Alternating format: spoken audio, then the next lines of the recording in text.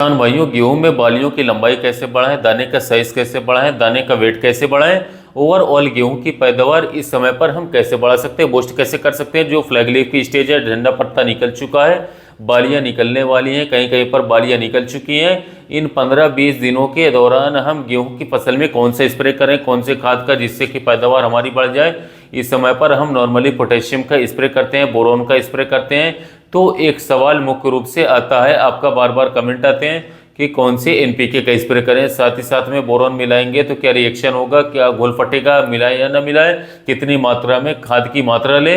तो इन सभी सवालों का जवाब इस वीडियो में बिल्कुल सटीक आप लोगों को मिलने वाला है। ज़्यादा लंबी वीडियो नहीं होने वाली है, तो वीडियो को पूरा देखिएगा, पूरी जानकारी आपको, ताकि आसानी से समझ में आ सके पोटेशियम और बोरॉन इस समय पर क्या काम करेगा। तो जो बोरॉन है हमारा, वो पॉलिनेशन में काम करता है, इस समय पर प्रकाश संश्लेषण में वो काम करता है, इन सब चीज़ों में काम करेगा। जो पोटेशियम है हमारा, पोटेशियम पोषक तत्वों के परिवहन में काम करता है साथियों। और आपने एक चीज बार बार सुनी होगी कि जो झंडा पत्ता है हमारा, झंडा पत्ता यानी कि गेहूं की फसल में जो लास्ट वाली पत्ती निकलती है ना, मोटी पत्ती निकलती है ना, उसके बाद में डायरेक्ट बाली बाहर निकलती है। तो साथियों जो लास्ट की पत्ती होती है, अब उसका रोल ज्यादा होगा साथियों बालियों को पोषक तत्वों को उपलब्ध करवाने में। जो लास्ट की झंडा पत्ता है साथियों, उस झंडे पत्ते से ही अब बालियों को लगभग 40 से 50% तक पोषक तत्व मिलने वाले हैं। तो साथियों झंडे पत्ते को जितनी अच्छी खुराक मिलेगी बालियों में, वो जाएगा दाने तक जाएगा, तो दाने का विकास साथियों अच्छे ढंग से होगा। और झंडे पत्ते से साथियों उस खुराक को लेकर के बालियों तक, दाने तक कौन ले जाने का काम करेगा, पोटेशियम काम करेगा हमारा।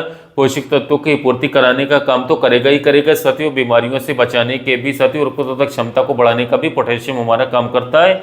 और इस टाइम के ऊपर साथियों दाने के विकास में भी काफी अहम रोल होता है पोटेशियम का।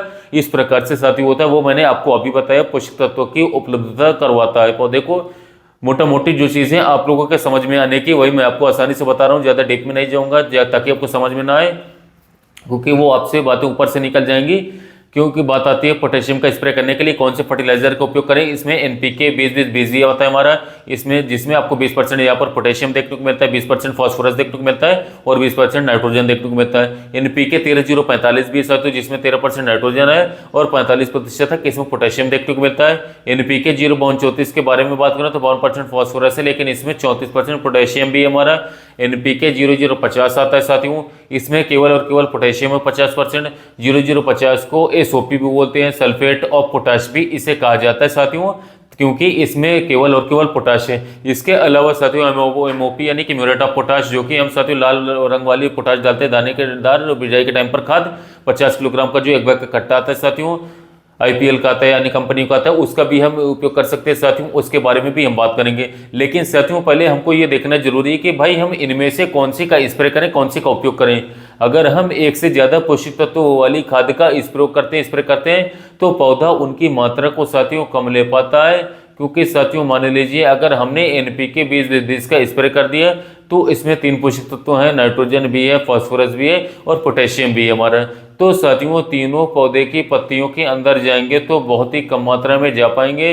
अगर हमने साथियों एनपीके 0050 का स्प्रे कर दिया मान लीजिए, तो इसमें केवल और केवल पोटेशियम है, तो इसकी पोटेशियम की पूरी मात्रा साथियों पौधे की पत्तियों के अंदर चली जाएगी हमारी। अगर हम इस समय पर एनपीके 20-20 का स्प्रे करेंगे तो साथियों इस समय पर इतनी ज्यादा मात्रा में नाइट्रोजन और फास्फोरस की आवश्यकता है नहीं साथियों।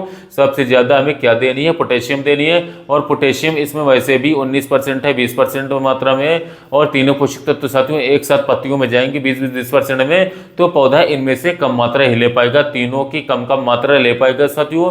तो पोटेशियम की वैसे कम, पहले कम मात्रा है और इसमें से भी कम मात्रा पौधा ले पाएगा अगर 2 पोषक तत्व साथ में साथियों और जाएंगे तो। इसलिए साथियों आप लोगों को उसी खाद का स्प्रे लास्ट समय पे करना है, यानी मेरे कहने का मतलब ये, समझाने का मतलब ये कि वो उसी खाद का आपको स्प्रे करना है जिसमें केवल और केवल पोटेशियम हो। जैसे कि साथियों एनपीके 0050 है साथियों, तो 0050 में साथियों केवल और केवल पोटेशियम है, वो भी 50% में साथियों, सबसे ज़्यादा परसेंटेज में। तो साथियों हम इस समय पर एसओपी सल्फेट ऑफ पोटाश या फिर एनपीके 0050 साथियों इसी का नाम है, तो आप इसका स्प्रे कर सकते हो साथियों। 1 किलोग्राम 1 एकड़ में साथियों डालनी है हमें, या फिर आप एमओपी जो हम नीचे खाद डालते हैं पोटाश लाल रंग वाली डालते हैं जो 60% वाली पोटेशियम के साथ में आती है, म्यूरेट ऑफ पोटाश आती है, ये 1 किलोग्राम हम डाल सकते हैं साथियों 1 एकड़ में 100 लीटर पानी के साथ में। ये मैं आपको मात्रा बता रहा हूँ दोस्तों। अगर आप 150 लीटर पानी की मात्रा लेते हो तो दोस्तों आप केवल 1 किलोग्राम के बजाय 1.5 किलोग्राम साथियों मात्रा जो है आप 1 एकड़ में साथियों ले सकते हो। इसके बाद में साथियों एक जरूरी सवाल और आता है कि पोटेशियम के साथ में क्या हम बोरोन को मिलाकर के स्प्रे कर सकते हैं, इसमें रिएक्शन तो नहीं होगा हमारा। जैसे कि साथियों मैंने आपको बताया कि अगर आपको पोटेशियम की पूरी मात्रा एक बार में पौधे को देनी है गेहूं की फसल में लास्ट स्टेज पर, तो केवल आपको पोटेशियम का स्प्रे करना चाहिए। दूसरा पोषक तत्व मिलाओगे तो साथियों पौधा कम ले पाएगा, उसकी पत्तियां कम लेंगी, तो साथियों मात्रा कम जा पाएगी। लेकिन साथियों आप पोटाश के साथ साथ में बोरोन को साथियों मिलाकर के स्प्रे कर सकते हो बेस्ट रिजल्ट के लिए। इसमें कोई विपरीत रिएक्शन नहीं होगा, उल्टा रिएक्शन नहीं होगा, काम करेगा हमारा। अगर आपको मिलाना है तो आप इन दोनों को अलग अलग आप लोगों को गोल बनाना होगा, उसके बाद में साथियों स्प्रे पंप के अंदर मिक्स करके साथियों तुरंत आपको स्प्रे कर देना दोस्तों। कोई दिक्कत की बात नहीं, कोई विपरीत रिएक्शन बिल्कुल भी देखने को नहीं मिलेगा, बढ़िया काम करेगा, बढ़िया रिजल्ट देगा। और बोरोन की मात्रा कितनी लेनी है साथियों, जो बोरोन 20% वाला इसकी फॉर्मुलेशन में आता है, इसकी मात्रा आपको लेनी होगी 150 ग्राम 1 एकड़ के हिसाब से। तो इस प्रकार से साथियों आप बोरोन और पोटेशियम का स्प्रे साथियों इस समय पर साथियों झंडा पत्ता की अवस्था में गेहूं फसल में बालियां बनते समय पर, बालियां निकलते समय पर अगर आप कर देते हो तो साथियों बहुत ही बढ़िया परिणाम इसके आते हैं। बालियों का साइज बढ़ता है, दाने की क्वालिटी बढ़ती है, दाने वजनदार होते हैं, दाने का साइज अच्छा रहता है साथियों। कोशिश रहेगी साथियों की अगली वीडियो में मैं आपको प्रैक्टिकल करके दिखाऊं कि डीएपी के साथ में कौन कौन सी खादें रिएक्शन कर जाती है, नहीं करती साथियों। एमओपी के साथ में, पोटेशियम के साथ में कौन सी खादें रिएक्शन करती है, नहीं करती है साथियों। बोरोन को मिलाने से, फास्फोरस को मिलाने से, नाइट्रोजन को, जिंक सल्फेट को साथियों, मैग्नीशियम को, मैग्नीज को, इन सबको अलग अलग खादों के साथ मिलाने करके साथियों आपको लागे दिखाऊंगा ताकि आपको प्रैक्टिकल रूप से समझ में आ सके। इन खादों को आपस में नहीं मिलाना चाहिए।